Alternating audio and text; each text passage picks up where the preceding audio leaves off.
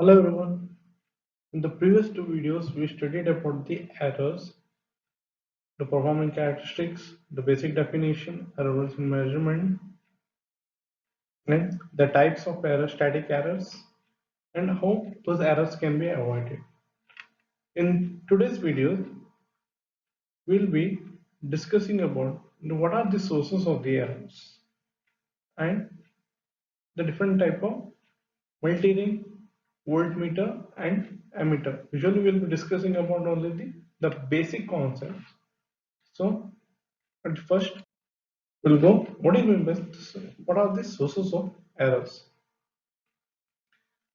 First, it's as I said in the previous video that insufficient knowledge of the process parameters or the designing condition will cause you error. If you don't know to handle an instrument, or if you don't know what are the reading or what are the process parameter, or if you don't know the design conditions, like the temperature rises low, then humidity on the humidity condition, the machines don't give the very good performance.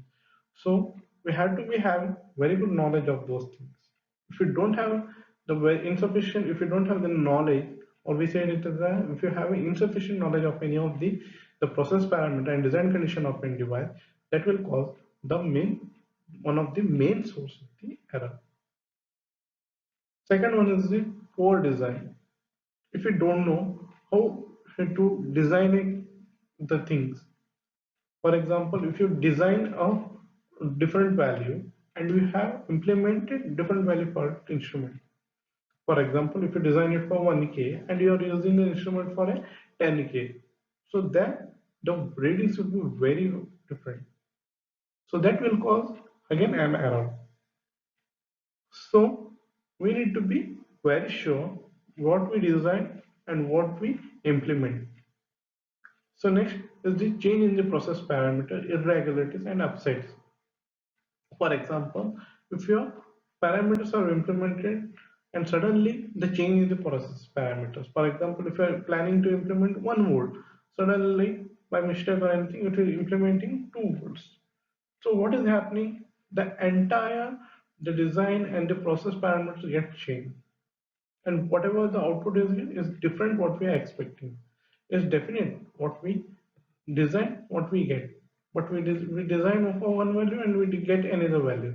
Irregularities might be due to the some of the movement of the register or the loose connections, or if anything the connections have been shorted, like that upsets, everything comes under that categories.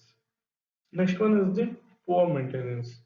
That will be the main concern. If you don't properly maintain the instruments, for example, if you have the proper servicing has to be done, the proper greasing has to be done, and the maintenance, like the system has to be used properly. If you cannot use it for 1 year after you are using it, so then we are not maintained it, so that time we don't get an absolute results there.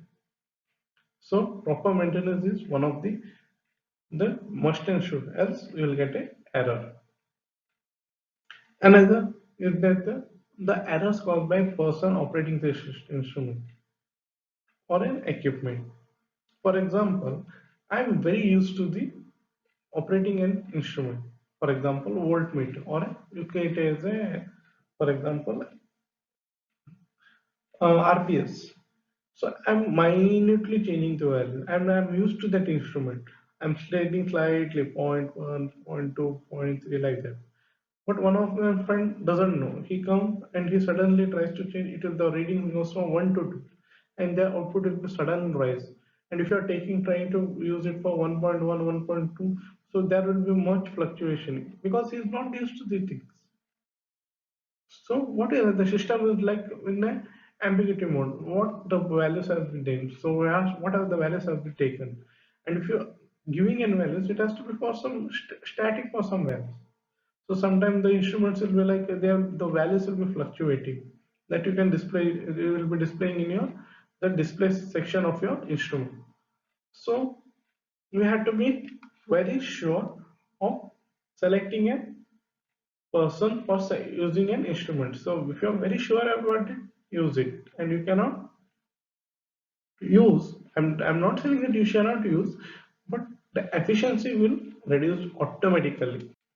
Then at the last, as a human being, we have a lot of greediness.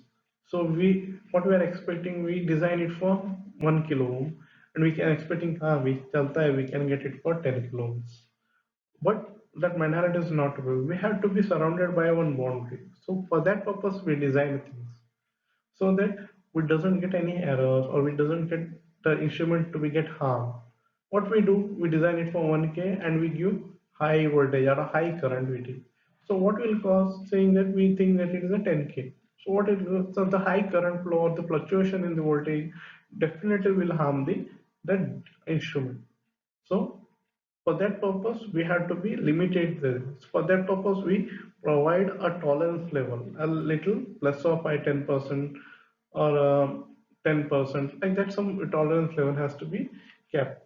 So we have to be designed to a limitation, and we not exit our values. If we exit, so definitely it will affect and it will cause a source of error. So this was the concept of errors. Now we'll move on to the instruments.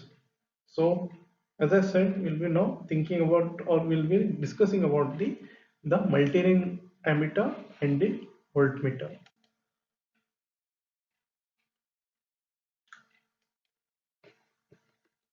So now, first one is the multi-ring ammeter. Do you know what do you mean by ammeter? Ammeter is nothing but an instrument or a device which is used to measure the current. What is this another tagline added to it? Multi-ring ammeter. Have you seen a multimeter in a lab? What we are doing, there is a different option. So I'm not worried about the different option other than what ammeter. We can see a voltage, current with a different range. So 0 to 10 milliamps, 0 to 100 milliamps. So what we are doing, we categorizing the thing when expecting a value in the terms of 0 to 10 milliamps. So we put a range to it. So certain defining a one process to a certain range and calculating a value.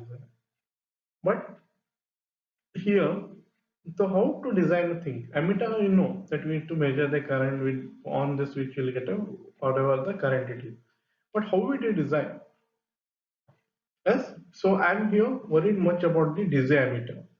DC, you know, AC and DC, alternating current and DC ammeter. So DC ammeter, usually we use some of the number of shunts and a selector switch S. So if you have DC ammeter connected by a number of shunts and a selector switch, such a ammeter is called as a multi-ring. This multi-ring ammeter. So the main concern here will be, see here, the resistance are connected in series with the this basic meter. So no, because this ammeter will be usually having an internal resistance. So here we define it in terms of Rm. So this when connected R4 like this and the selector switch is in this position. So selector switch connected to the R4 and is connected to things. So one loop is completed. So what is there? And usually we remember whenever the resistance has to be connected serially with the ammeter.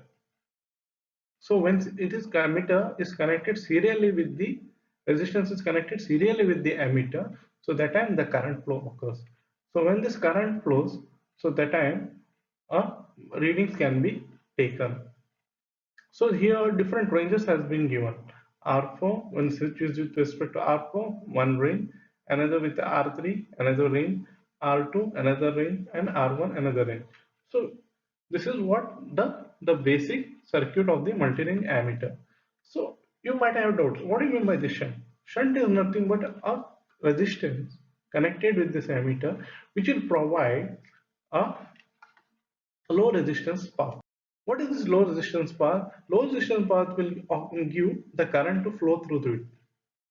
So R4 is the with the highest range. So that time we can give the connected here. So always the emitter will be coming first with the highest ring. So slowly R3 is little lesser to the R4, R2 is little lesser to the R3, R1 is less again the smallest ring what we'll be getting. So you might be asking why this switch will be used here. So here we are using a switch called a break type switch. You know, current is like the parameter which cannot be controlled. So what will happen? Sometime uncontrolled current will flow. So that time it might affect this meter and the device can break. So in order to it, if an uncontrolled current is flown, so that time this switch automatically break. So hence we call this one as the break switches.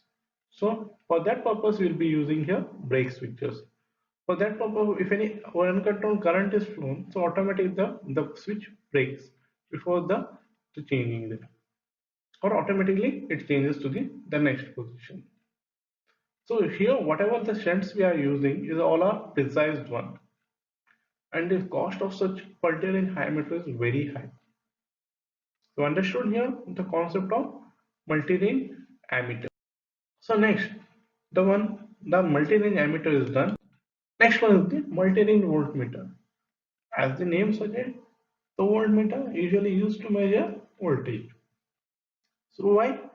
So here, as I said, the current to measure a current, the resistance has to be in series here.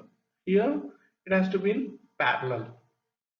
For that purpose, here you see R1, R2, R3 are always connected in parallel. So what you are doing? So when this is connected here, it is connected parallelly and it is connected, and the current flows to this one. Here also is done by the characteristic of multipliers. What is this multiplier? The values get multiplied and get added, and it is given a total values there. When this is connected in series, here it is advantageous for the R4, because R4 is the expected value. Visually we have not used it here. For that purpose I have used a practical R4 values here. This is the R4. With this we call as the standard values. This R1, R2, R3, the usually values change and we get modified this. So this is we call as the practical arrangement of the multi-range voltmeter. Okay, so I know some confusions might be there. So in the theoretical part, much is not there. So what we'll do when we have the solve problems on this multi-range voltmeter and multi-range the ammeter, we'll be discussing more on the shunt resistance multipliers and how this ranges has to be classified and how this will be done. In the theoretical part, it's this much what we need to be focused on. So usually we focus more on the problematic parts there. So here we this video will be concluded what are the sources of errors and the operating principle of the multi-range ammeter and the multi-range voltmeter, and in details we'll discuss when we solve the problems on these things. Okay, then these are the references. HSCLC, as I said, it is the prescribed book, and next one is the David Abel and the HD Helfrich and Cooper, WD Coopers are the the reference books. Okay, thank you.